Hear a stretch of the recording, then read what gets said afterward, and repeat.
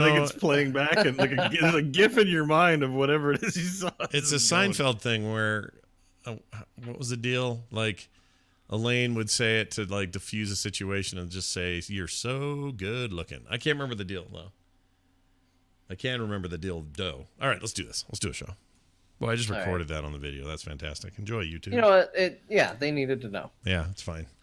All right, here we go. We're gonna get to it, so we can have games after. I'm excited about that. See what that Anduin's all about.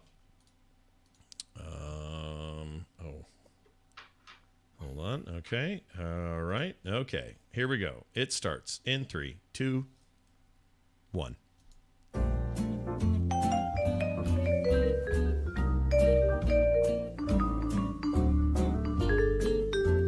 Hello, everyone. Welcome back to Core. This is Core episode 174. It is Wednesday, May 1st, 2019. I'm Scott Johnson with Bo Schwartz and John Jagger. We're bringing you yet another show. It's funny because the last show I recorded before I left last week was this show. And then I feel like I just got back, and here we are again recording this show. Vegas was great. Everybody who came up to us or came up to me and said, "Hey, I love Core," or "I love There Will Be Dungeons," big, huge thanks. We had people asking for Bo and John, and I had to tell them, sadly, they're at home masturbating. No, they're not doing that. They're not doing that. At least it was a accurate representation of how we spent the It's true. The entire weekend. Yeah. I'm exhausted. Yeah, you must be tired. I don't know how you guys are even here, but I'm glad that you pushed through, and here you are.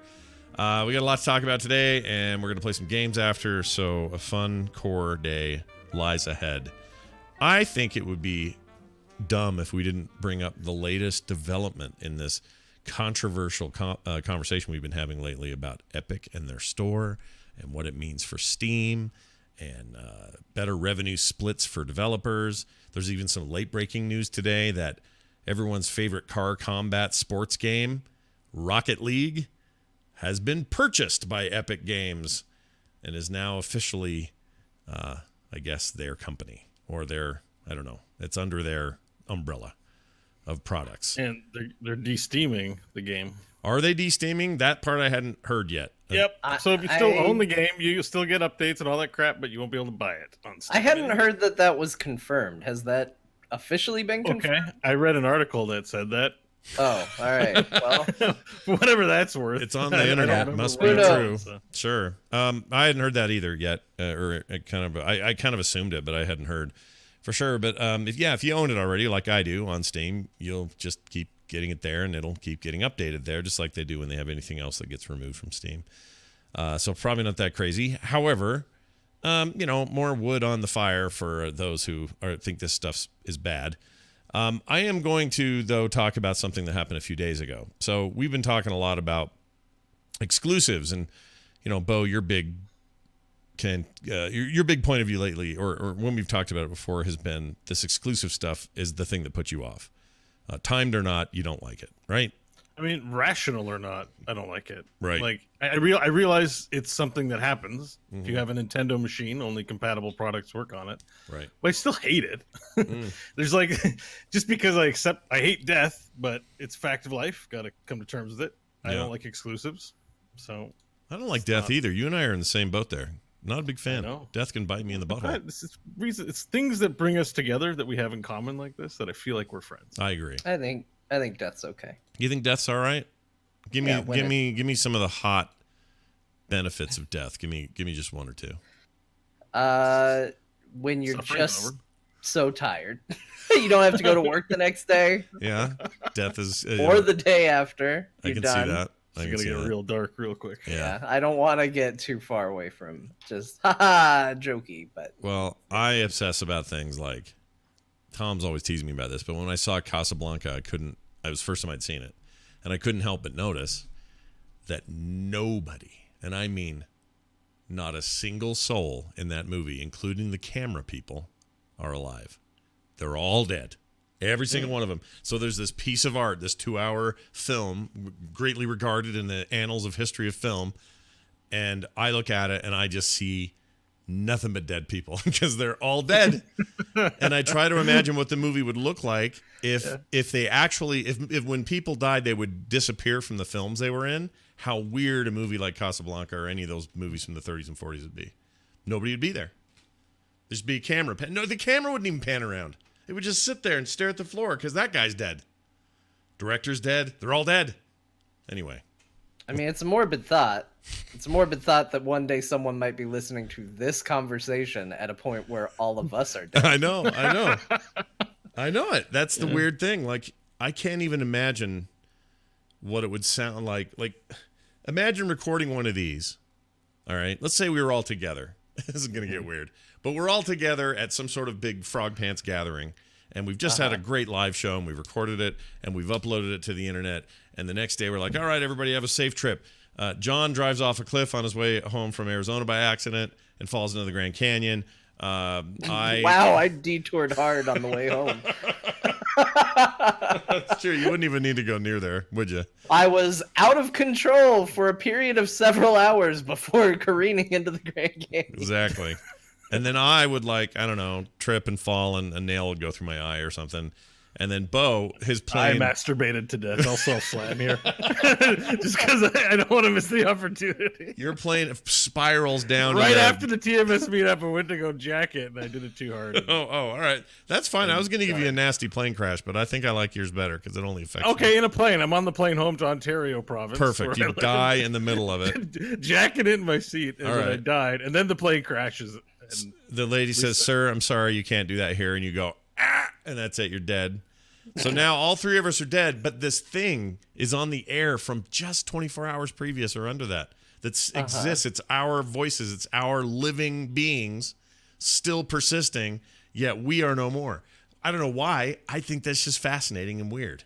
It's not like scary to me. It's just weird. It's weird. No, it is. It's weird. Yeah. I mean, we're going to all... I mean, that's the eerie part of social media, is there is literally, for everybody who uses it, a timestamp of, this is the last thing they posted online. Yeah. And it's like a weird, morbid sort of thing that just exists. Yeah. That sometimes is oddly poignant in some cases, and it's just, sometimes it's like, ooh, it's just weird. That's just weird like that. I find it weirdly comforting. So... I have a Discord channel and also on Twitter and a couple other places. I still have, also his last email to me, friend of all the shows, Ralph, before he passed away. He was awesome. Everyone loved Ralph. He was one of the greatest guys ever. And he died suddenly, and it sucked, and I hated it, and it was awful. But those things actually give me weird comfort. Once in a while, I'd go to Twitter and look at his Twitter account, see his last thing. And his last Twitter post was him helping somebody with something. Can't remember what or who. I can go look now, but... it's just this nice little, oh, yeah, right, the last thing he did.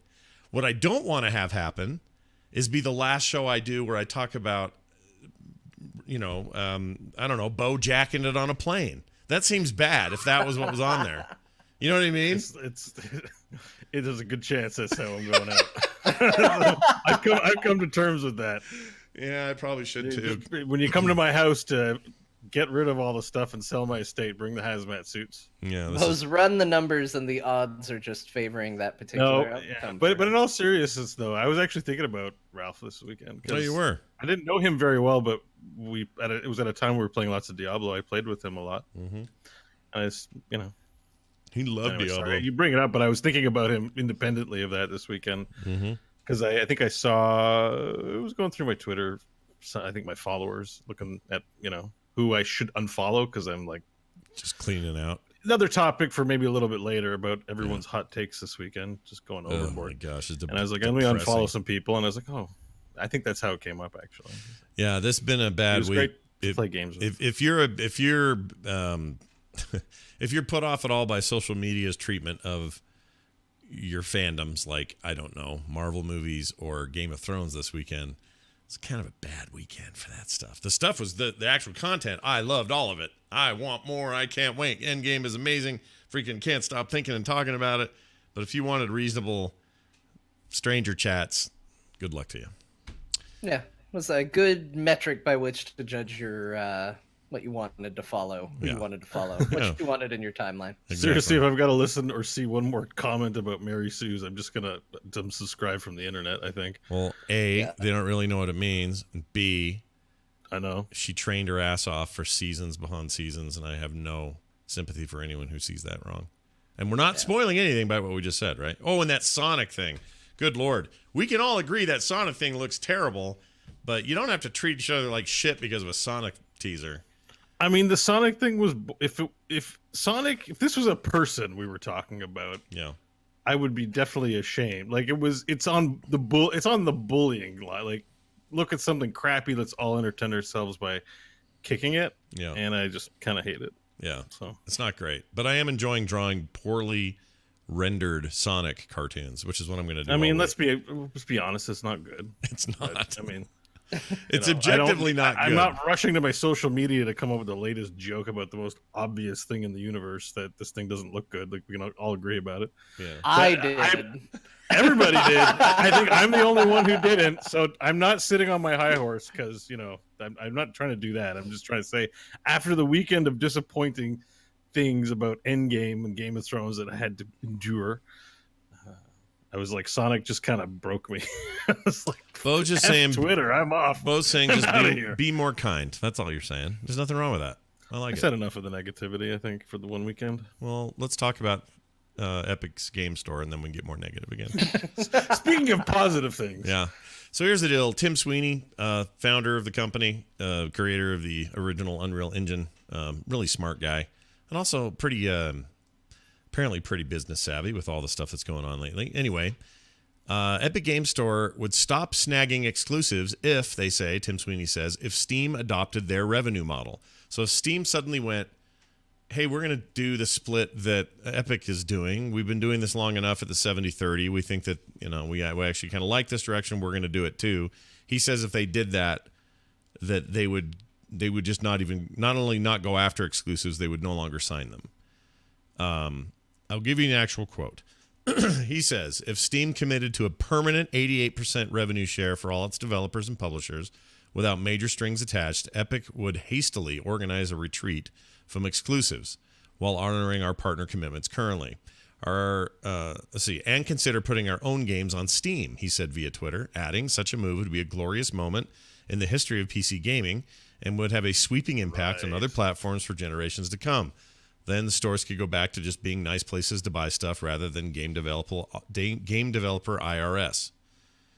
So, what do you think, Bo? This is the biggest pile of bullshit I've ever read. You don't buy it. You don't think this is a genuine. You think this is disingenuous, do you? Oh, I think it's genuine. Okay. It's genuine. Genuine.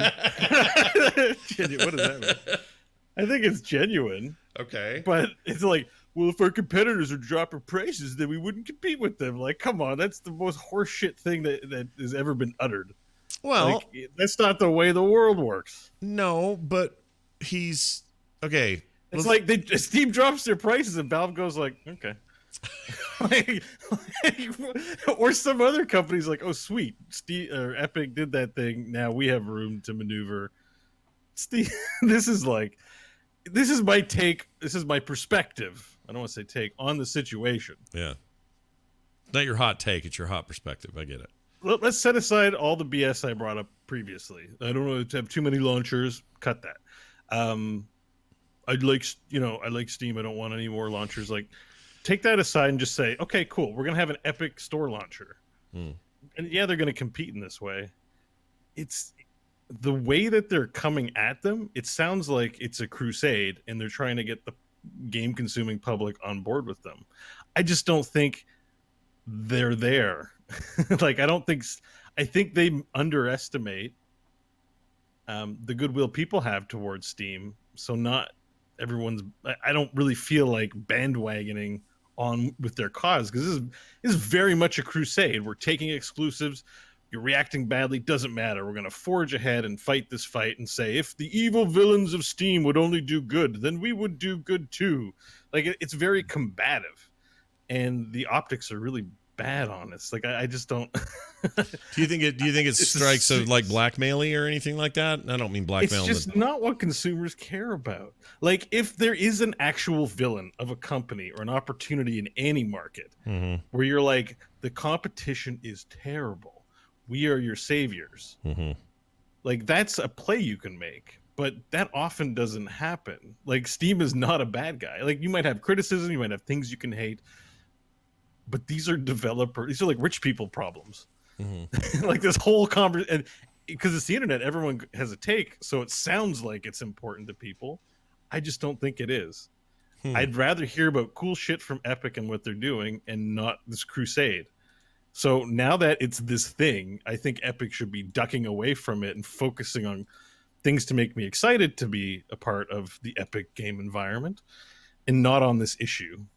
And Steam is not responding to this. It's like a big cow with a gnat picking at it. Like I'm sure it's bugging Steam internally, but they're not going to react to it. And that's why I get so irritated about this, because they're trying to make I feel like Epic is stoking the fire. Like this coming out and saying this is Epic stoking this combat. They're challenging them openly, as if they're political opponents competing for something. And Steam's like, who cares? Whatever, just do your thing and leave us. Well, as players, they also aren't speaking directly to what our needs are, which are not our needs, but they're not. None of this conversation is about making games more competitive for end users. All they're doing is saying the revenue split of what you make versus what the developer makes has nothing to do with prices I'm paying or you're paying. It has that's right. To do. There's no what's in it for me is they're not really saying that. Yeah. The argument that game companies getting more money is better value for me is not. Gamers don't buy that. They might buy that in the moment, but like I said, in a year where Blizzard can have the best year, Activision Blizzard have the best year and still lay off people, and all kinds of other tripe that happens to game companies that make enough money already. No one's like, oh, if only the revenue split was solved so that game companies could really release quality games and overcome their problems. Well, like, we say nobody's buying that. We say that, but I've heard from a few people in the games business who have told me never to say their name, so I'm going to try to say this without outing anybody. But the dirty secret is apparently they all love this shakeup because I'm sure they do. Because they do think that the split has been unfair for a long time and that Steam is monopolistic and that they've had a stranglehold on the 70-30 for too long. So internally, they're stoked about this. They're not opposed to this at all. In fact, the bigger the dust up, the happier those guys are going to be. The problem is no one's talking to us. I'm sure they do. As a consumer, not in the games industry, I do not give two. I don't care. Like, it's not a problem for me. And that I feel like on the internet, whenever you bring up anything, everyone's always a subject matter expert. And so it sounds like it's something worth arguing about for the public. And I just don't think it is. That's all. Interesting. John, your take on all this. All right. Yeah. So I think that I agree with some of what Bo's saying on this, but I think the split should happen. You know, I think Steam, especially at this point in their life, could probably do a better revenue split in favor of developers. I would like to see that. That would be nice. But if you want to get down to what is he actually saying, right? Like, why is he saying this? Because I feel like that's what you always have to boil any comment like this down to, is he really trying to be a champion and put forth a challenge for Steam to do a thing? No, he isn't. The reason he has said this is not I'm daring Steam to step up to the plate and do something. He's saying this because Epic is getting flack for signing a bunch of exclusives.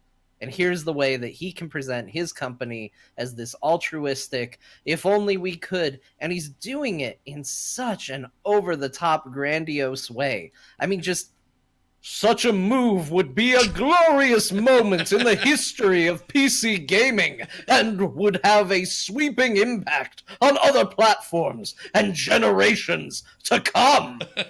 Come on, dude. You are talking about Steam going, yeah, we'd like some more revenue for developers, you're right, and splitting this. Do not talk about it like you are going to change the universe. Yeah. Like, And at the end of the day, what you are actually doing is just saying, hey guys, don't be pissed at us for signing exclusives. That's what he's actually saying. Because Steam hasn't responded. They don't have to respond. Do I agree with him that Steam should have a better split for revenue? Yeah.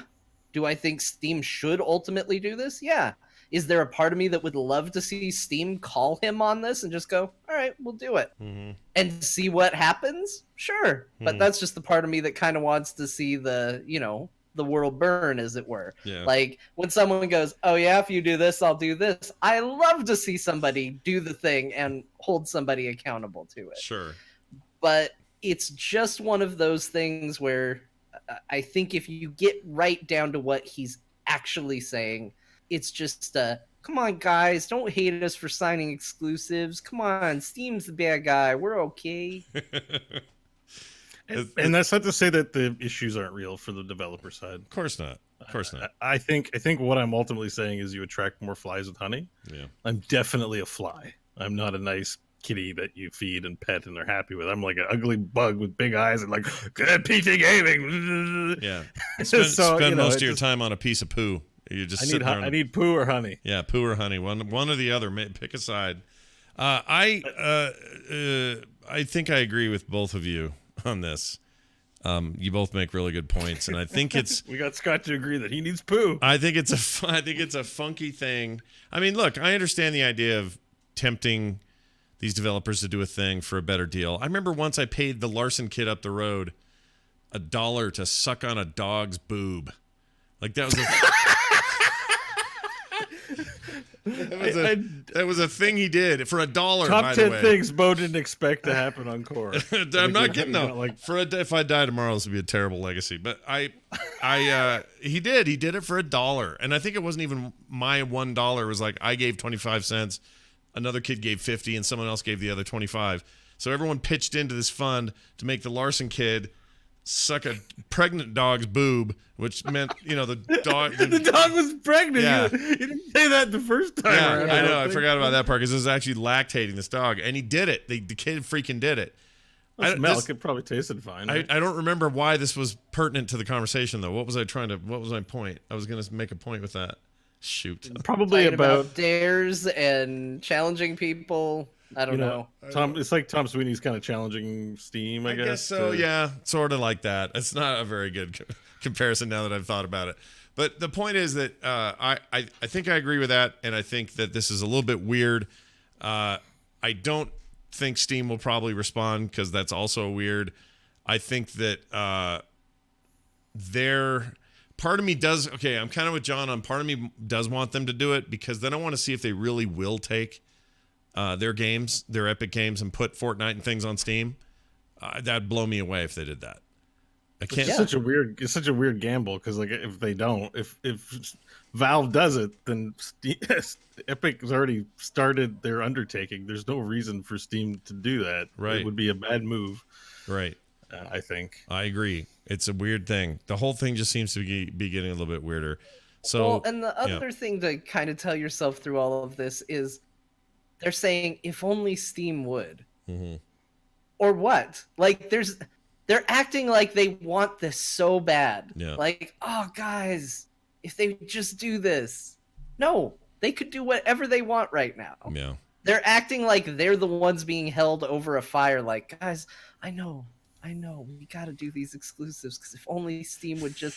They don't. They could do whatever they want right now. I mean, you can sell your products from your own site and just forego the major distribution. Yeah, but you're not going to get the exposure. That's the whole thing. I mean, I think that impacts. See, I agree with you, but you won't get the exposure. It's simple as that. No, you won't.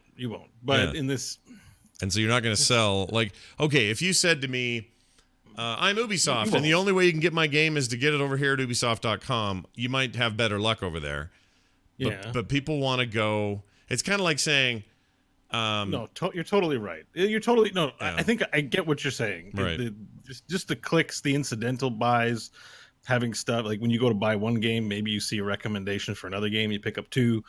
That stuff happens. Like And It's so like being having in a that storefront. environment's important. Yeah, it's a storefront instead of having to go to some guy's backyard and buy But the like thing.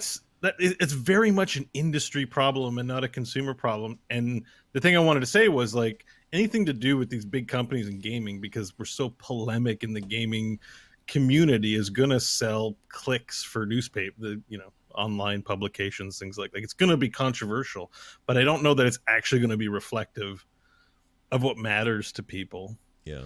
And I think that's where I feel like the disconnect is, because the talk and whatever side you fall on is about what Epic's doing, Yeah. and not really about what makes Epic awesome, or why do I want to be a part of joining the Epic family and having their launcher. And it's the only it's the only thing in the conversation. I don't know any other benefits of having the Epic store other than this situation, which isn't super enticing.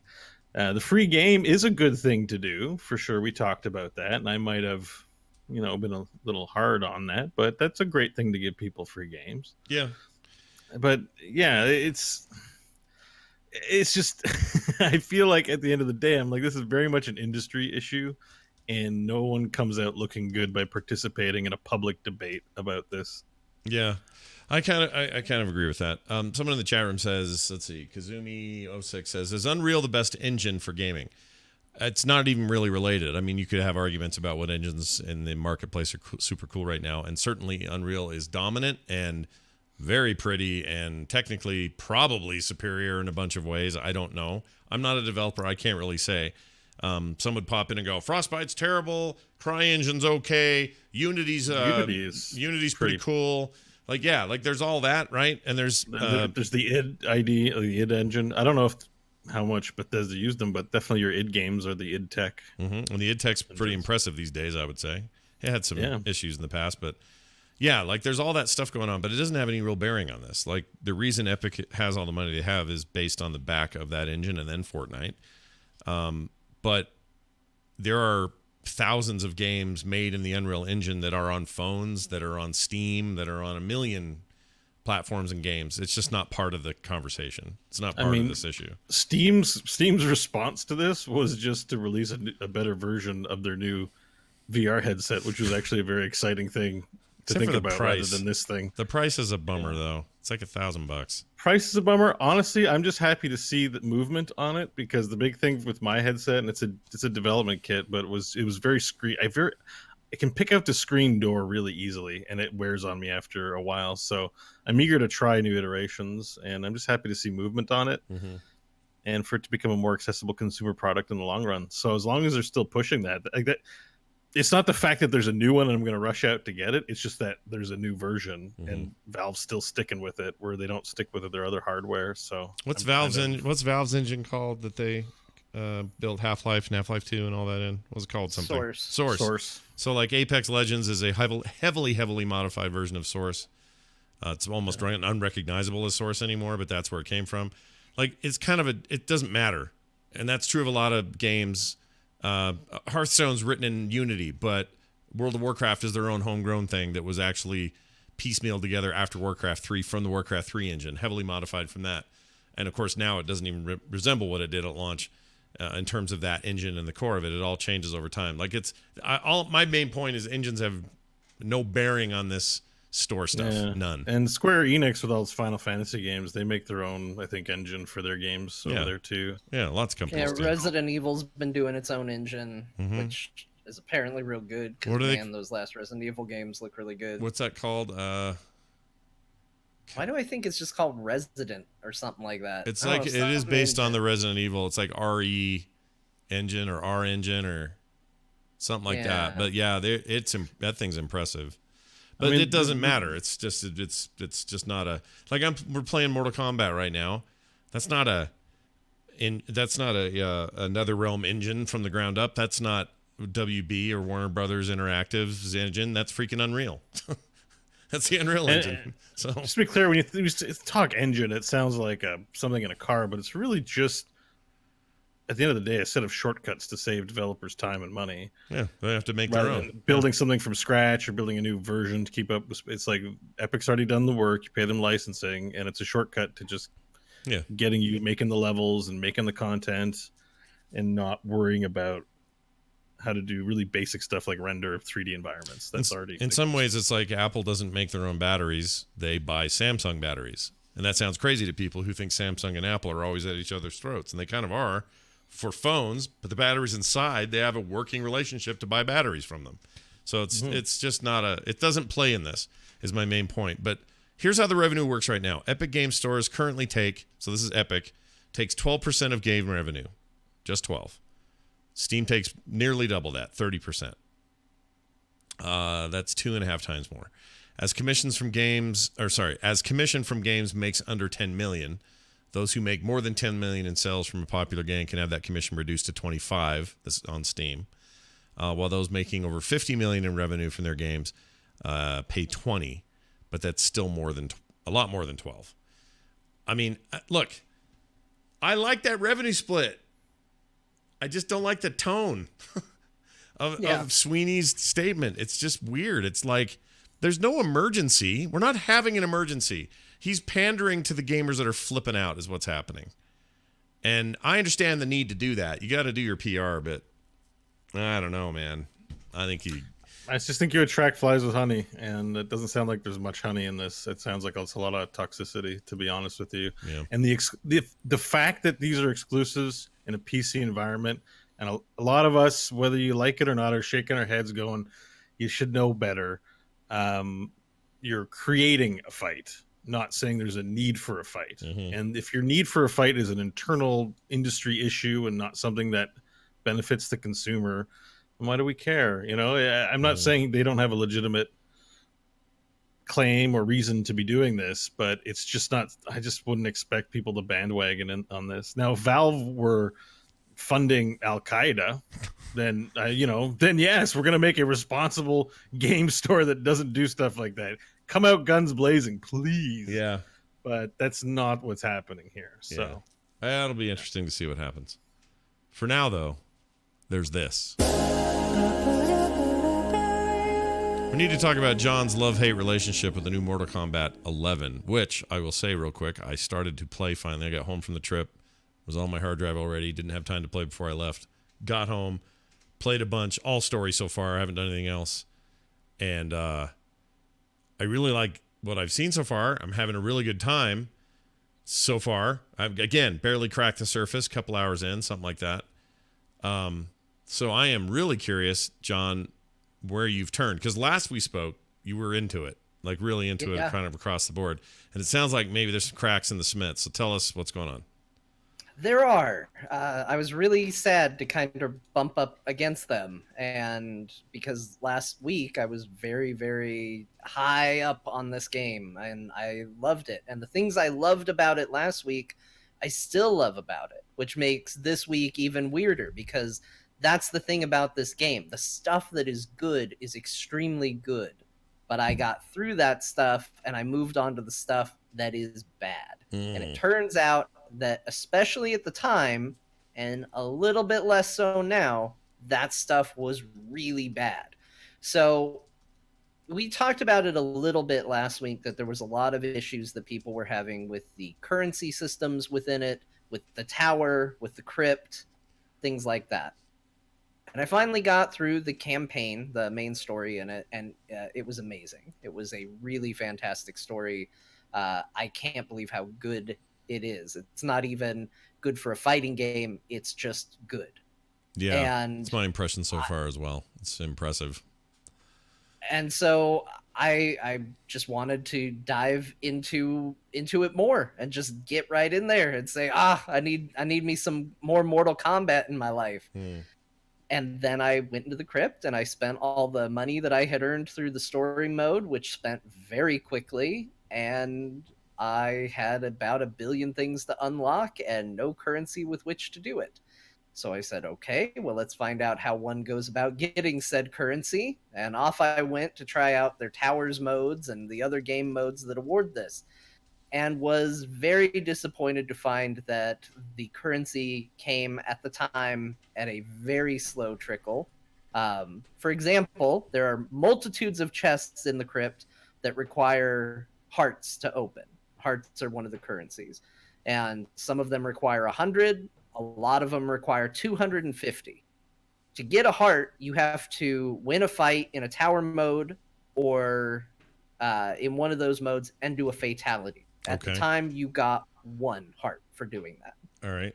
So the basic simple math on that one is you've got to go through 250 fights to open 1 chest. There are tons of them.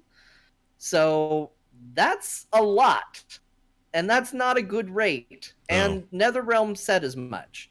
So they said that they were going to work on that and they were going to give everybody a nice little bonus. So I just want to tell you guys a story of what happened before I dive into the specifics, because just kidding. Does somebody touch your tower? This is worse, because here's the thing. I was so mad yesterday. This is post-patch, post getting my free currency, that I almost quit the game and tried, even though I knew it wouldn't pan out, to get a refund on the game. Oh my Lord. That's how mad I was. Wow. So they give us the make good currency, which was 500,000 coins, 1,000 souls, and 500 hearts to go and spend. Okay. I know. So I'm super confused about these currencies. So I go in, and there's a couple of things that I'd been wanting to get that require souls and things like that I hadn't been able to accrue a ton of souls to put the money towards. And one of them is they have a whole crafting system within the crypt. And I had looked online and found an item I needed to make through their crafting system. And I was like, oh, I can make that. Because I'd put in the materials before, and I was like, oh, I don't have enough souls to craft that. Now I do with my stipend that I've been given. And I'm like, yeah, you know what? I'm going to go spend it on that. So off I go to the forge to create this item, and I select the components that I remember from the FAQ. Now, there you find recipes in the crypt. You can't access them while you're in the crypt. You have to quit out and go to several different menus to see the recipes, and then go back into the crypt with them in your mind. Or you have to look it up online. I thought write it on a piece of paper. Sure, take a picture with your phone, but it's not elegant, I guess is the point. Not at all, no. I go in, pretty sure I know what to do, plug it in, hit forge, it goes, forge failed. And I was like, oh, did it do well, it I must in have that got... tone? Did it go, forge failed? Yeah, forge failed. Nah, you can't, those materials don't make anything. I was like, oh, shit, well, I must have messed it up. I'll go find out what I was missing. Except there's no point, because it went ahead and took that currency away anyway. Ooh. It took 40,000 coins and all 1,000 of my souls away just to tell me that what I made didn't work. That seems like a bug. That's a bug. Then they should return your hooch. Right? You just got to open. You bug report it? Yeah. Can you open a ticket with them or do something? I feel like I should, but I don't know. I can try. I didn't. I just got mad and quit the game.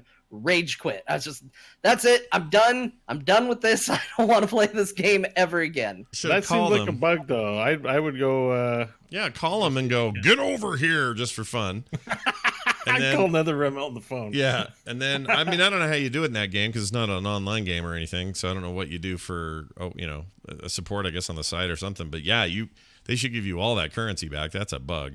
If you go to their site, they probably have a contact us page. Mm-hmm. So I was furious. I left the game. The only thing that got me back in was they said, okay, well, supposedly this patch did a couple of things. It increased the rate with which you earn currency for going through the towers, and it made the towers easier to do. Yeah. Because I also ran into the tower difficulty problem, where it was like, all right, I'll play this tower. And then you get up, so you can unlock the ability to run through a tower for a specific character. So I mostly play Scorpion because I'm a noob.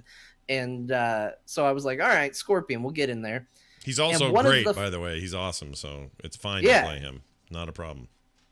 He's a little easier, it seems like, than most of the characters. Maybe. But I was like, okay, great, I'll play Scorpion. Well, one of the tower effects that I got was I had to go up against an opponent that if you just got near him, he burned your health away. Mm. Scorpion isn't a range poke character. Everything he does pulls the opponent to you or teleports him to the opponent or puts him right there. I was getting trounced. Now, I will say that I'm not a great player, but I can beat most fights on the normal difficulty without a problem. That's where my skill ceiling is. I was not even beginning to come close to winning a round, even using full consumables, because they add these things that you can give yourself a weird little advantage in the fights.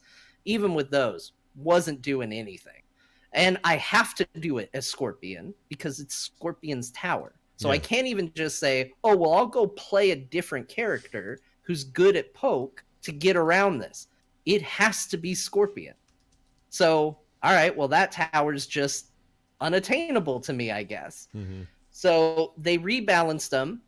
It's much better. I was able to complete it and have been progressing through that nicely.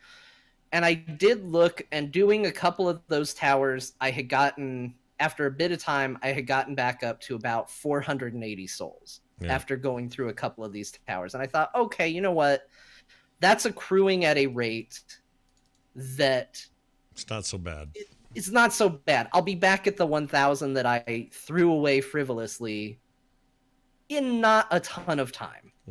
And that's the only thing that kept me from just like, you know, Scott with the movie Seven running outside and throwing into the sand or whatever, because I was not having any of that. So it is getting better. I still don't think it's there. I feel like right now the game is balanced in a way that they want you to be playing this Mortal Kombat game for the next several years till there's another Mortal Kombat game.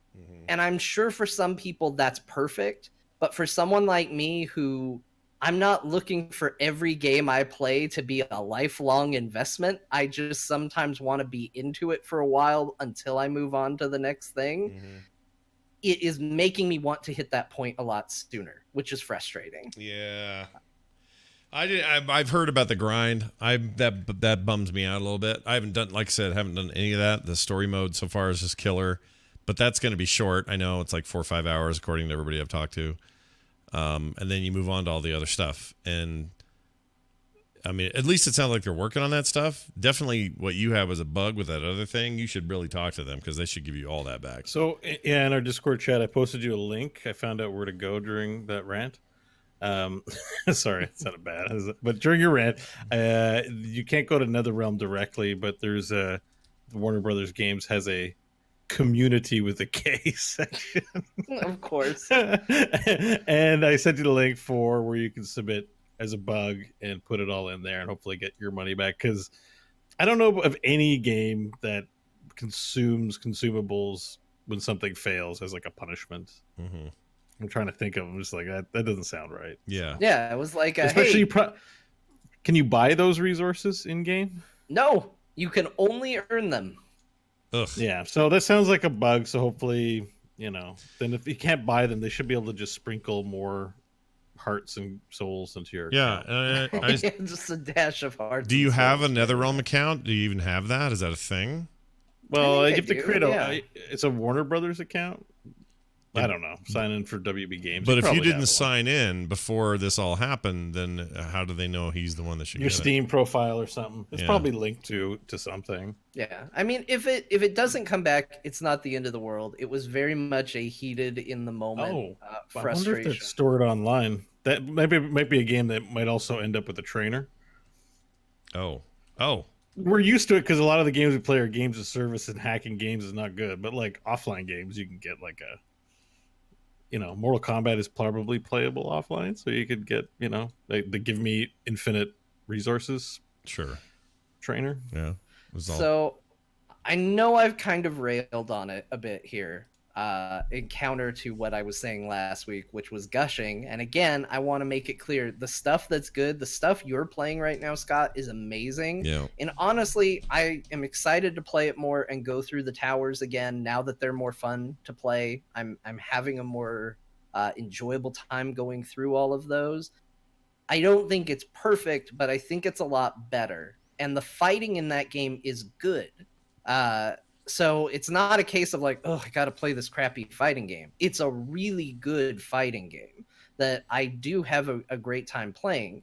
I think the issues that still stand for me, I wish currency still went a little bit faster. I think it's Mhm. still a little too slow. I will say this, and Scott, you may have noticed this one. They hired Ronda Rousey to do the voice of Sonya Blade, Yeah. and she is awful. Yeah, she's bad. She is terrible. She's really She's bad. a bad person to get for your game to begin with, and she's horrible at it. Yeah, At the she's no thing they good. asked her to do.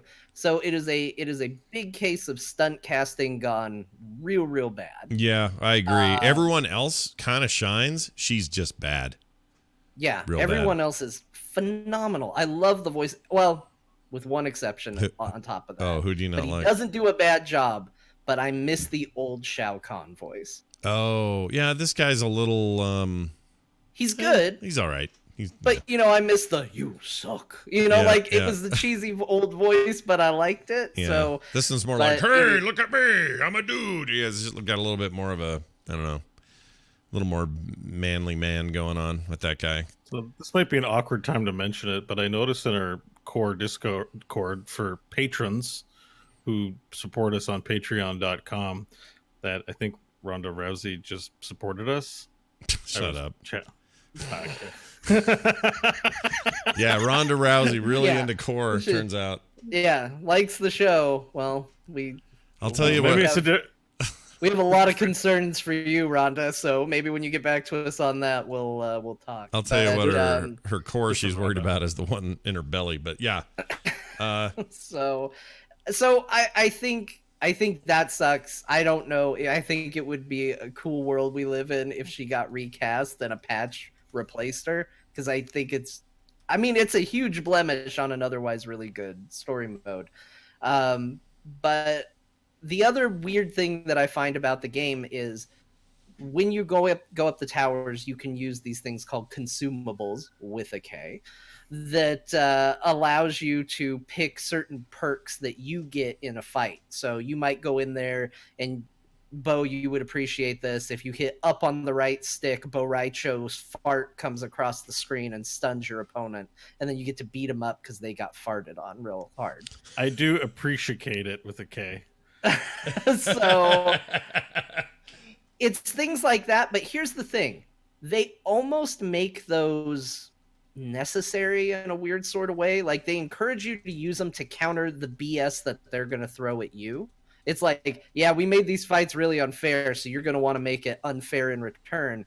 And I feel like those things should be there to help you overcome challenges that you can't because you're just maybe not as into fighting games or maybe just not as skilled as a typical fighting game person. It shouldn't feel like, well, this is a challenge that if it were an even fight, I'd be able to do, but I have to do this just to make it feel like an even fight.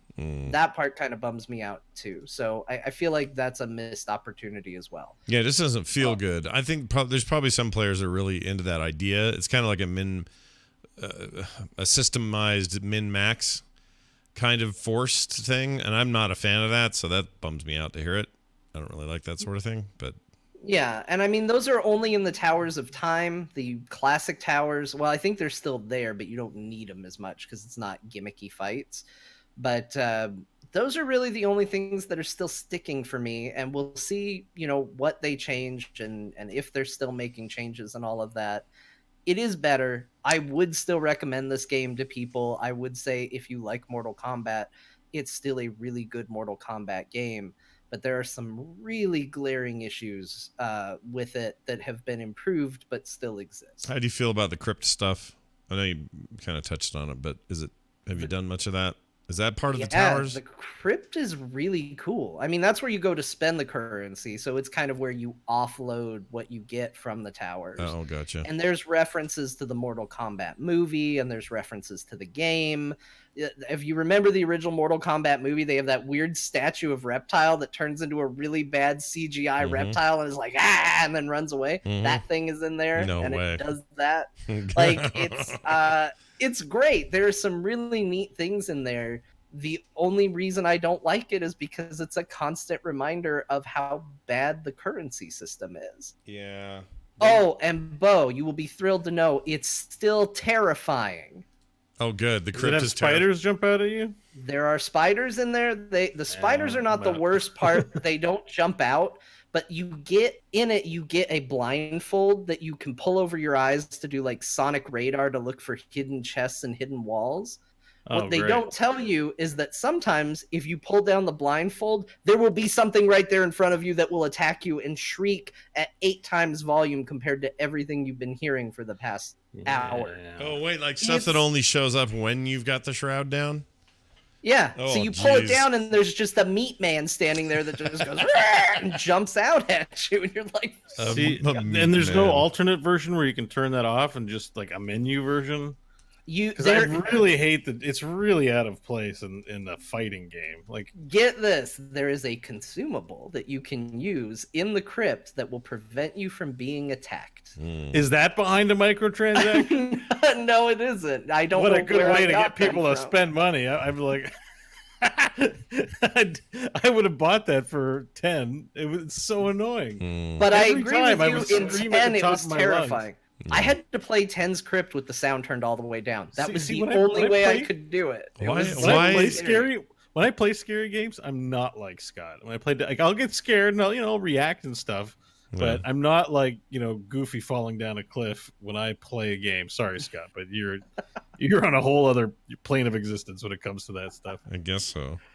It's. But look, it's. I mean, okay, but all you're telling me is that I would watch you stream the crypt run in any of these Mortal Kombat games. But the crypt run is worse because, see, when you have that mental contract of I'm playing a scary game, on some level you're expecting it, right? You're expecting it. Yeah. When you're not, like, let me go to the office and check out some file folders and unlock a few things. Like, you're in the crypt unlocking stuff. Like I'm not playing a scary game. I'm just trying to unlock cool stuff for my character. And then the other realm's like, let's get him. And so, like, I scream at the top of my lungs because I'm not playing a scary game yet. There's scares in this area. It's really dumb. Weird, right? That they did that. It's not as bad as 10, but it's still there. 10 was bad because it was first person view. I don't know. I don't think it is in this one. This is first person, and the spider literally jumped on your face. Yeah, and this one. I'm actually arachnophobic. Oh, but you're like my wife. My wife hates them too. I cannot handle spiders, and so it's really bad. It's the crypt was unplayable for me. I stopped going to it because of the spiders.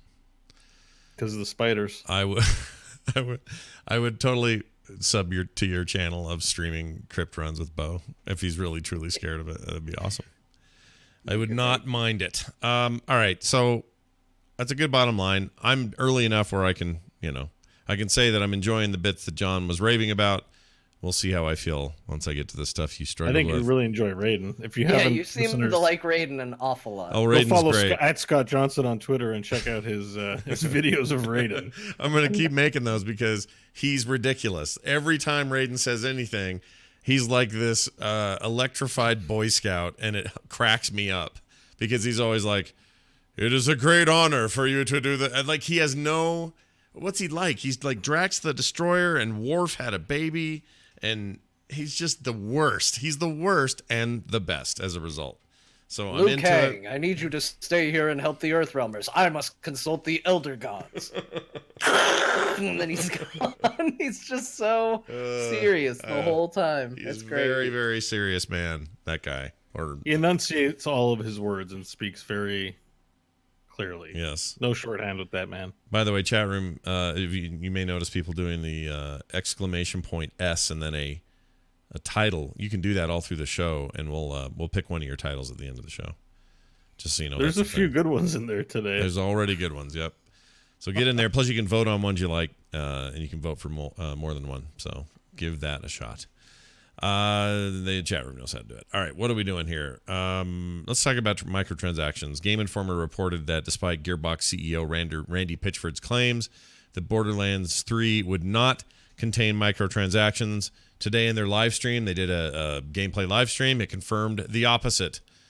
that they will be in there. And then Randy Pitchford took to Twitter claiming he was being unfairly made out to be a liar, despite the fact that Borderlands 3 will in fact have microtransactions. Randy Pitchford, not known for his Twitter foo.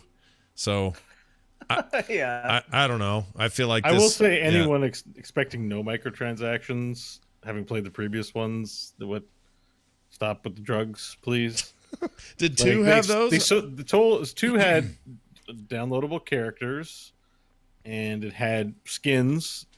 All go to the Borderlands 2 page. There's a whole. I mean, it's not like an in-game client like League or Heroes of the Storm where everything's a microtransaction, but there's lots of useless stuff to buy in Borderlands 2. I expected the same. I would say when I wrote this, it is a little one-sided with its presentation. I would say this is a two-sided story to some degree. He did say right before his infamous "there will be no microtransaction" statement, and this is why he's upset. Is he said we will be doing what we did before. There will be DLC. There will be customizable options. There will be no microtransactions. Yeah. Now, I do feel like he's trying to have his cake and eat it too, because you don't get to stand on the laurels of there will be no microtransactions and then put in microtransactions just because you said we're doing what we did before, and you're hoping people will assume that meant DLC and customizable options and all of that. So I see where he's coming from, but I also don't think you get the cheer for no microtransactions when you're totally doing it. Yeah, I think it's just the definition of microtransactions, because you can totally buy them. Look, I'm on this Borderlands 2 page. There's tons of $1 skins and stuff like that. I think that he means loot boxes. I think when we think microtransactions, I think he might be meaning micro. Then he should say it. He should say we'll have no loot boxes or whatever it is he says we're not going to have. But yeah, it's a good point. Sure, he's an industry veteran. He knows what this stuff is. He knows what's going on. I can't. If he's feigning like ignorance or naivete or something, that's horse patootie. Is it possible he's just a bit of a goofball though? Like, yeah. He's definitely a bit of a goofball. Yeah. I think that's 100%. I don't even mean that in a pejorative way. Just I mean, I say the wrong words all the time, so I can see myself getting up there and saying there's no microtransactions and meaning something different. There's also stuff floating around about him possibly having a bit of a underage porno-y thing happen that everyone's sort of not talking about. I saw something to that effect, and I don't remember it enough to actually bring it up, but we can talk about it. I don't want to talk about it because I'm out of my lane on it because I don't know all the details either. I just know that it's being weirdly swept under the rug. And long, complicated story involving a former partner and a lot of lawsuits and a lot of bad blood between a former friend and accusations. I think for anybody that hears that and gets freaked out, it's one of those cases where it's a lot of hearsay for sure, but there's a whiff of smoke. Yeah. It's not a case where you look over the hill and there's like smoke up on the hill, but there's a hint of it. Yeah. There's maybe a little bit. Yeah. There's smoke, there's fire. Sometimes. There's definitely, if you want to get into the history of Randy Pitchford, there's some fun stuff to unpack there, including a flash drive left at a medieval time. So full of questionable content. Yeah. Dig into that on your own time, but we don't. Why you'd ever leave a flash drive at a medieval times, or why you'd have it with you in the first place? I want to go and experience a dinner and tournament, and I want to have my flash drive with all my important work files and pornography. Yeah, on it. Here's all. Probably had a secret meeting with Littlefinger. I guess. But yeah, like why would you want because that was the other thing. It had important documents, company secret-y stuff that you don't want to just have out there on a thing with a folder in it full of porn, and some of it questionable, like not like legally dubious, on a flash drive that you left at medieval times. That's so weird. Are you saying it should be 2 flash drives? I'm saying don't bring your flash drive, A. B, whatever your porn you're into, make sure it's legal and keep it out of everyone else's face. And C, don't say microtransactions aren't in your game if they are. Simple 3 steps to live by. I think cosmetics count as microtransactions now that we're airing it out. Do they? I think they do. Yeah, it's $1 to buy. Oh, a I new see. If you skin buy them, for- I thought you meant just like unlock them. It Yeah, no, falls absolutely. under the definition of a microtransaction. Absolutely, they do. I get why he doesn't think they're microtransactions, but I think they're microtransactions. I don't even Yeah, get he why might he have- does. He knows they are. What's he? That might have been some corporate food to say like we're not like these companies for it's a PR thing probably, but But it's his company with their PR. but I mean not all PR is good. that's what I mean. It's more like they probably like don't say microtransactions. In fact, if you're gonna say it, say there's none in here. And he's like, there's none in here, right? Yeah, there's totally none in here. People will buy that. Yes, they will, Randy Pitchford. Let's do this. You know Just what I would make do? sure you tell them it's like Borderlands 2 so that you have a good fallback for when they find all the microtransactions. Yeah, exactly. Here's what I would say, and I've said this from the beginning. If Randy Pitchford ever decides to quit video games, he should go become a salesman at a Ford dealership because his last name is Pitchford. Okay. He'd be pitching. Yeah. He'd be pitching Fords with the last name Pitchford. That'd be amazing. That'd be amazing. He could do magic and sell Fords. Oh, that's right. He's all into magic now too, magic tricks. And he went onto some magic podcast and explained the porn. There's a whole whole lot. story. Wait, what? He went on a magic podcast and he didn't explain the magic? we don't have time to get into it. No. It's I know, very but it was the way interesting. Scott said it. He's like, he went on a magic podcast, and your brain autocompletes. So I was like, to talk about his magic trick, and then he said the porn, and I was like, Yes, that's true. He did. He did exactly that. I feel like there's a biopic that needs to be starring Seth Rogen as Randy Pitchford that needs to be made here. Yeah. No, you're Like right. a comedy. It's A I don't know. comedy. I mean, and the other thing, as far as I know, this is all his pissed off ex-partner, and it's all. I don't know. I have no idea. I'm not saying one way or the other. I'm just saying there's some. Call David Fincher, and we'll get a sequel to The Social Network. Oh, there you go. We need that anyway. We need to get to this point in Zuckerberg's life where he looks like a freaking giant-eyed alien. Have you guys noticed that lately? He looks like a freaking alien. And every time I look at him, I'm like, oh, has he been replaced by like a freaking gray and they just painted him up pink to look like a person? Because he's got these How they do those slow-mo videos where someone gets punched and everything slowly shifts? Yeah. He looks like he's just daily going through that, but someone punched him in the back of the head. He's just, "Boo." The new Oculus Rift Quest. Always just getting punched forward. And we're going to make a lot of friends in high places. They don't care. They don't care about us. Like- They're public figures. They don't care. They can cry into their money when Yeah. I have some. If I get a notification of Facebook from Mark Zuckerberg saying, I know what you did, I'll know what we did. You know what? Here's the thing with Zuckerberg. Zuckerberg could drop $300,000 in cash into a toilet by accident, and he would lose more money trying to fish it out than he would to just leave it and walk away. There's more. He would lose more money by stopping what he's doing and going back to the toilet to get the money out. That's he would how even rich lose he more is. money getting the toilet fixed, right? Probably he just demolished the whole building and built a new and that would be cheaper. It would Still, be cheaper. I really like this D&D adventure group campaign of villains that we're creating for ourselves. Yeah. Today we have made an enemy of a fighter in Ronda Rousey, Yep. a rogue in Mark Zuckerberg, and a wizard in Randy Pitchford. It's like a superhero villain or supervillain team right there. Yeah, totally. We have to stop Core. Yeah, stop those Cutting guys. everybody down. That moderately popular podcast about video games. What do we do? All right. Well, that's that. Real quick, what we're playing. I've been playing MK11, like I mentioned, and Overwatch because Overpants got me in the mood for it. Yeah. The game's great. It's fun. It's good. You know what? In a world where Battle Royale is starting to reach a oversaturation point for me, it's nice to go back and just go, oh yeah, I can just shoot stuff and move a payload. This feels good.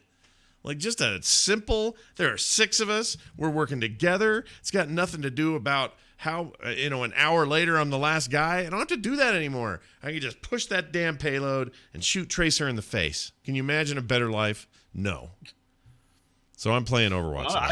Because of Overpants, I played some Overwatch too, and it felt good to be back. Yeah, it's fun, And right? specifically, given my most recent competitive shooter game was Apex. Apex is so cutthroat, and all battle royales are They're all cutthroat. The whole point is cutthroat, right? The point of it is, I guess it's appealing, but it felt nice. It felt better to Yeah. play Overwatch. Playing than it did to Overwatch, play these characters are Apex. going, oh, and laughing while they do shit. Like, it's just great. It's not so, I don't know. The stakes feel like they're a little lower, and plus I was just having fun. So fun. Overwatch is fun, turns out. I don't want to shock anybody here, but the core mechanics are fun. Sorry, Yes. I interrupted you. No, I'm hoping to play more, actually. I really enjoyed playing Overwatch this weekend. Well, let's get in. You and I we'll play a little bit, and John, if he's willing. I mean, I just don't want to make any. I don't want to assume that you want to poke your head back into Overwatch. I don't want to assume your Overwatch interest. There's a lot of new characters in there. There's like 7 new characters since I last played. I mean, Is that true? pretty jazzed. Yeah. I think Ana was just released the last time I played. Oh. The last character I played was Sombra. Oh my gosh, you guys, it's been a while then for you. Yeah, and some characters are different and changed. There's new maps. There's a lot of like being away for so long and coming back to it. It's kind of like getting a new game again. So Yeah. I kind of dig it. Yeah, that's cool. All right, well, we'll get some in there. John, besides MK11, tell me about why you're playing Final Fantasy 15. Or not 15. What is it? 14. 14. Sorry. Is that that's the MMO? Yeah, that's the Realm Reborn business. Yeah. How's that thing? I keep hearing that's good. It's on sale right now, and I decided, you know what, I'm gonna give it a shot. I'm gonna dive into this and just see what it's all about, because I heard it was good too, and it is. I'm not very far. I will probably have more to say about this another week. Right now, I'm still very much in the beginning stages of go talk to this guy, and they'll explain this mechanic. Now go talk to them. Now give this person a pie. Okay. So it's basic adventuring, but it's really, there's something about it that is very D&D through a different lens. Okay. That is just kind of landing for me at the moment. It's very high fantasy, and you are an adventurer, and this is a world that needs defending, and there are monsters, and it definitely feels like those early level, because I'm again just starting. I think I'm level 2 in the game. Yeah. Those early D&D adventures, but again, it's through like the lens of a Japanese video game, which is kind of fascinating. Yeah. Like, it's missing all those American tropes. So there's this like new quality to it. It's like familiar but new, because where you would expect an American game to go this way, as a Japanese game it goes this way, and you're like, oh well, that's interesting and weird and fascinating. And so I'm really enjoying it. I'm definitely going to be playing more of it because it is very cool and it looks good. I would say the only thing that's weird about it is voice acting has become so prevalent in modern MMOs, having characters be voiced, that this game, you get into the first section and it's just people talking to you and there's no voice at all. It's all text. And it really weirded me out, because I was just like, it's so quiet. Oh, see, that's what it would really throw me, because I still am playing ESO, and everything in Elder Scrolls Online is voiced. All of it. There's nothing that isn't voiced. So it's not even like WoW's got parts that are, and then tons of text. Star Wars was a combination of cinematic and voicey, and then not.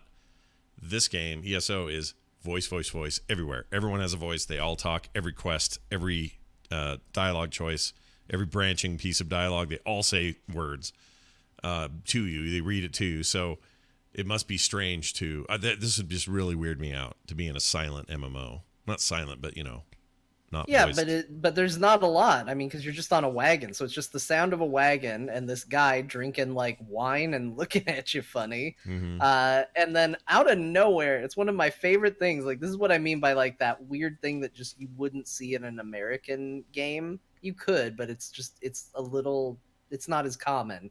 Is while you're sitting there talking, all of a sudden you just hear this beep, beep, and 2 little Moogles come flying in looking like these big puffballs, and one just has a horn and is just obnoxiously blowing into it, like the vuvuzelas they had for those, that FIFA thing, and Oh, it's just right.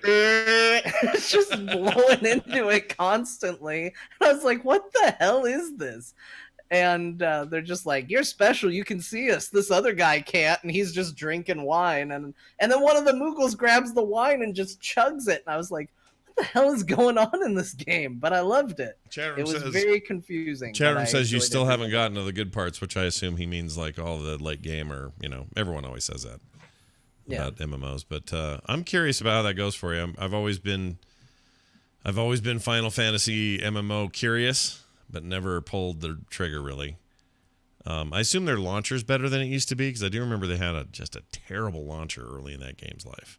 Like it was. Yeah, it didn't seem anything spectacular, but it seemed functional. Okay. So.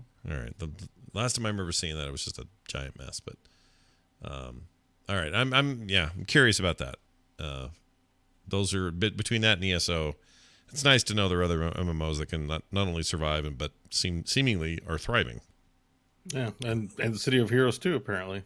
Oh yeah. Yeah. Do you guys have any interest in that private server business, or is that you gonna steer clear of I that? missed out on what the glory was, but I hear about it from people, and on that alone, I would like to try it. But I loved busy, so I haven't that done game it. when it was out. I mean, I don't know if it's my nostalgia talking here, but I thought City of Heroes was awesome when I played it way back in the day. We had a listener remind us of how amazing that character creator is. They made all of our characters, and there will be dungeons in the City of Heroes character creator. And they're dead And on. not only did they look really good, but I mean, for an engine that's as old as it is, but they had a lot of our abilities. There was Varel with a giant chainsaw type blade and doing fire bursts out of him, and an eye on his chest, and all this stuff. And I was like, "Oh my gosh, this is really effective even back then." Nash has all his his wraps, like his mummy wraps and all that.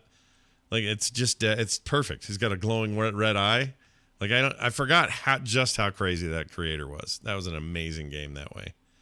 I'm tempted. I'm a little tempted, but I think the gameplay itself was a little repetitive. It was like go into a building, kill a bunch of dudes, go out of the building, do it again, and that was kind of the game. Yeah, but the creator was cool. It was fun to play, but it was product of its era. The same thing. Yeah, it could have continued on or had a sequel, and that would have been neat. But anyway, it's nice to see that the owners of the IP were like, just run your server. We don't care. Because originally they were going to tear it all down, and everybody was losing their freaking minds. Now I guess it's back to letting them do it, so that's cool.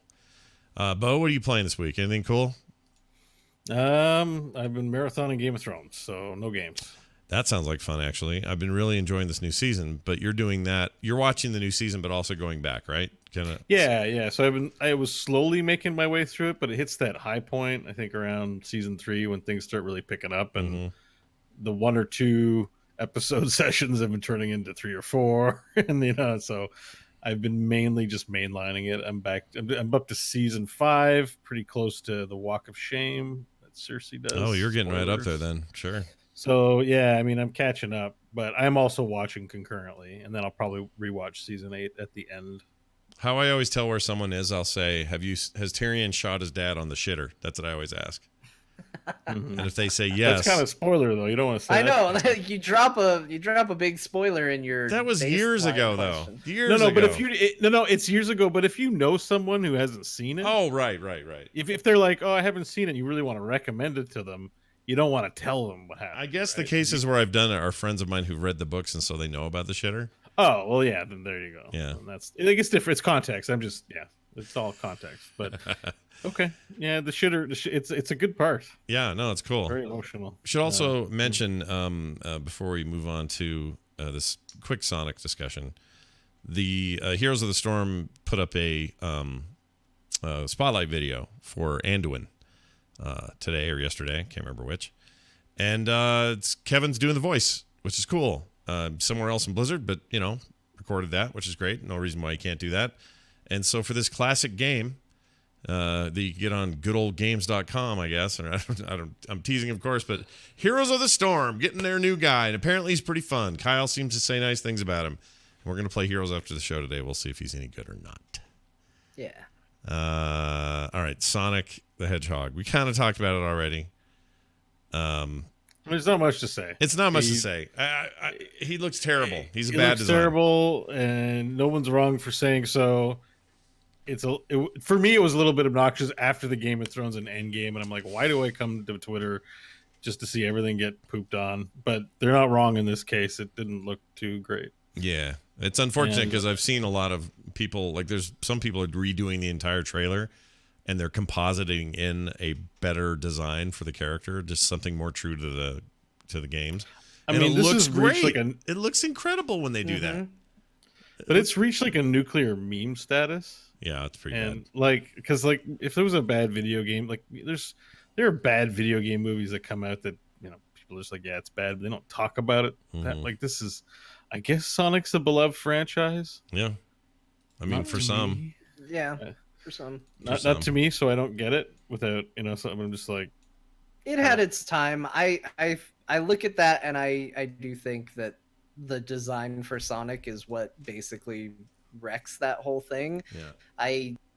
There's something to be said about Jim Carrey doing I'm a guy who talks over a guy so he doesn't get a word in edgewise, blah, blah, blah, blah, blah, doing his thing. Yeah. But he actually, especially at the end, makes a really good looking Robotnik. Like he actually looks like him pretty spot on in that final shot. And he seems like he's just there having dorky fun. I think Ben Schwartz doing the voice of Sonic is a good choice. Mm-hmm. You got, what's his name from Westworld being a cop. Right. Cyclops. Cyclops. Yeah, Cyclops Westworld. He's great. I do like him, actually. James Marsden. I like him. Yeah. And I also like the Army guy. Cyclops. The Army guy's name is, he was in the third season of Justified. The Justified guy. Minority Report. A million things. He's been in a billion things. I can't think of his name. He's great, that guy. Saving Private Ryan, he was in that. He's great. Can't think of his name. Yeah, there's a lot in there where it's like, oh, you know what? This might have been a movie I was interested in if I just wasn't feeling like I was getting beat across the face by Sonic every time I saw him. Yeah. And I think it is an interesting world we live in where people can look at the Detective Pikachu trailer and go, I kind of want to see that. This is strangely appealing to me. And then you look at Sonic the Hedgehog and you see the exact opposite reaction from everybody of, oh, this is scary and off-putting. Well, it's because the one with the Pokemon, they took great care to make these Pokemon true to what they're supposed to be like and look like, but also modern them up and give them some CGI and some fur and some stuff. But in the end of the day, that's freaking Pikachu. It looks just like him. And to have some fun with it and laugh about it, I don't know. That's appealing. This Sonic thing as a makes non-Pokemon fan who thinks the idea of a real-life Pokemon movie is a waste of time, Detective Pikachu looks appealing because of how weird it is. Like, yeah, it's Detective Pikachu, and it's Ryan Reynolds, who is right now very famous for Deadpool and his brand of kind of sarcastic, self-effacing comedy that's kind of smutty, right? Like, I kind of associate him with F words and genitals and I'm like, he's in a kids movie. Yeah. And kind of sounding Deadpoolish. That's why Detective Pikachu is interesting. Yeah. Because we're not quite sure what's in the box. And we're all secretly hoping it's a dong. And that, to me, is why Detective Pikachu is interesting as someone who could otherwise care less about that movie. Yeah, same. Sonic looks like a video game movie from the 90s. It's just like, here's your video game character animated, and here's some big name actors looking like the people in it. Bring your kids. Well, my biggest problem is he doesn't look like Sonic at all to me. He looks like some kind of deranged. But that's what I mean. Right. Out of touch with the game. Yeah, right? Exactly. And they made him an alien, by the way. Freaking F that. He's a hedgehog. This movie was made in the 90s and released in 2019. Yeah. No, but it's them saying, I came to your planet to save you. No, you didn't. You're a hedgehog that's fast with shoes. I know what you are. You're not an alien. Like, F that story point. That sucks. I hate that. Anyway. Would it have been better if they called it Spaceman Sonic or Alien Man Sonic? No, it would have been better if they just made a Sonic the Hedgehog movie Actually, you know, it would be better if they just didn't make one. I'd be fine with that. I think this one's a mistake. I think this is Super Mario Brothers level bad. Yeah, that's what it looks like to me too. Yeah. So Detective Pikachu looks like interesting, not this one. Yeah, it's not great. Oh. All right. Well, that's what happened there. Also, Game of Thrones was really good, and so was Endgame. We're not going to give any spoilers. Endgame was amazing, but let me just say, because you've heard this everywhere already, but Endgame is amazing. It truly is. It's so good, you guys. I think it's my favorite out of all of them. It's my favorite combined with the previous film. There's no better 6 hours in your life. It's so good. Give them all your money. They deserve it on this one. I agree. Let's get to quick email here. This is from Mink. I assume that's a name, not a creature, who made me make a lovely coat one day. It says, Dear Core. Oh, this is, by the way, the email address is not an address. You just go to frogpants.com/core, and there's a contact thing. You can use that, or you can send us voicemails, 801-471-0462. Dear Core, I enjoyed your discussion on Stadia. I have 2 comments. Number 1, I think John has a good point about the name Stadia. All new names sound weird. I'd be curious to see if we are still sarcastically encouraging people to ask their doctors about Stadia in a few years. That's a fair point. Number 2, Scott was emphasizing how important Google said Stadia is to their bottom line and future plans. Go back to 2011, and you'll see Google made the same type of statements about Google+. So while I am certain that Google believes it now, I wouldn't personally find any comfort in that. However, as long as there's no data migration or cost to move, then there's no harm in trying out this technology, in my opinion. And number 3, I didn't have anything specific for Bo. I just want him to feel left out, smiley face. Mink. He didn't. Okay, good. That's good. That's good. Yeah, I don't know, man. The Stadia thing is still such an unknown. E3 needs to get here so we can hear more. They've been real quiet on it since the announcement. Sony with all their PS5 leak talk, and then Microsoft saying they've got big plans for E3. Like, there's a lot of stuff in limbo until June. I think Stadia in 10 years' time is still going to sound like a stool hardening drug that you take. I really don't think that changes. Do you think Stadia is hardening or softening? Which would you go? I don't know. Which is better? I think hardening, because Stadia sounds like it's sticking around. Yeah, Stadia. It's like stratum of rocks or something like that. It's like there's a firmness to Stadia. You should call it. See, they could have called it squirrelish or something. Squirrelish, squealish. That's my favorite Pokemon. Sadly, not in Detective Pikachu. Well, he's like 5th generation. You can't put them all in there. Peter Squealish is my favorite character from Game of Thrones. Peter Squealish, nice. We were just talking about him the other day. Peter Baelish, or whatever you say his name. Baelish, is that it? Yeah. My favorite thing about his character is the ever-changing voice throughout the season that he exhibits. Yeah, he changes a lot. You have to understand that in order to be on the same side as the Epic Store, I've got to say one thing to Tim Sweeney, but then say something else to Gabe Newell. Oh, that's pretty good. That might be your best impression of all your impressions. Oh no. Yeah. I'm impressed. I mean, I've been watching it, so it's fresh in mind, but he's like, Sensa, you have to understand. Yeah. Especially that season where he's yanking her around. Freaking bastard. Well, anyway, there's that. Spoilers. Game of Thrones is good. Spoilers off. All right. We're going to go. We're going to play some games, though, tonight. So do stick around if you have the stomach for that sort of thing, because we're going to be playing Heroes of the Storm, in fact, a classic game from Blizzard Entertainment. You may have heard of it. So we're going to check that out. Don't forget, you can support us at patreon.com/core show. And if you would, that'd be wonderful, because we need your help. That's at patreon.com/core show. Consider it. It's a new month, new chance to get in and get some cool stuff for your efforts. That's at patreon.com/core show. Excuse me, I had to burp that whole time, and it just was like, you know what? I'm coming out. I'm just going to come out. Frogpants.com/core is our website. You can leave us those voicemails at 801-471-0462. And on Twitter, that place where everyone's been yelling at each other all weekend, come have a nice conversation with us. Core Pod for the show, John_Jagger for John. I'm at Scott Johnson. And Bo is at Bo Schwartz. That's going to do it for us. For me, for Bo, for John. We'll see you next time.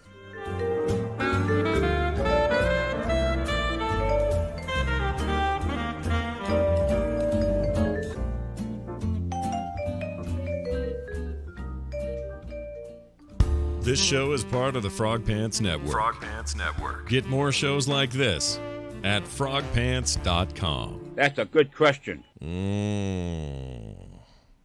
Yeah.